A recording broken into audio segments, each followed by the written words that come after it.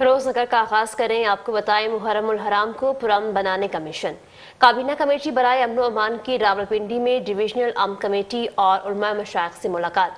सूबाई वजीर और चेयरमैन काबीना कमेटी ख्वाजा सलमान रफीक और सूबाई वजीर और को चेयरमैन बिलाल यासीन की शिरकत। ख्वाजा सलमान रफीक ने कहा, जुमअतुल मुबारक को यौम वहदत के तौर पर मनाया जाएगा।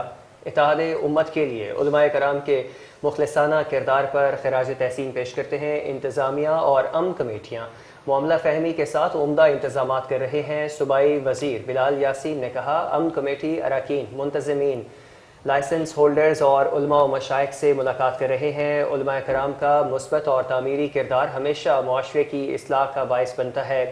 सूबाई वजीर मलिक सुहेब अहमद भट्ट ने कहा, तमाम मकातब फ़िक्र मुहर्रम उल हराम पुरअमन अंदाज और मजहबी अक़ीदत व एहतराम से गुजारेंगे। सेक्रेटरी दाखिला पंजाब का कहना था कि तमाम मकातब फ़िक्र के मुअज़्ज़िज़ उलमा कराम इत्तेहाद बैनुल मुस्लिमीन के लिए मिसाली काम कर रहे हैं। मेंबरान अमन कमेटी का कहना था, वज़ीर आला पंजाब ने आइमा मसाजिद के लिए मिसाली एजाज़िया प्रोग्राम शुरू किया। क़याम अमन के लिए तमाम स्टेक होल्डर्स बाहमी ताउन यकीनी बना रहे हैं। उलमाए कराम ने कहा, कानून नाफिज करने वाले इदारों के शुहदा हमारे माथे का झूमर हैं। कोई दुश्मन हमारे आपसी इत्तफाक और इत्तेहाद को ठेस नहीं पहुँचा सकता।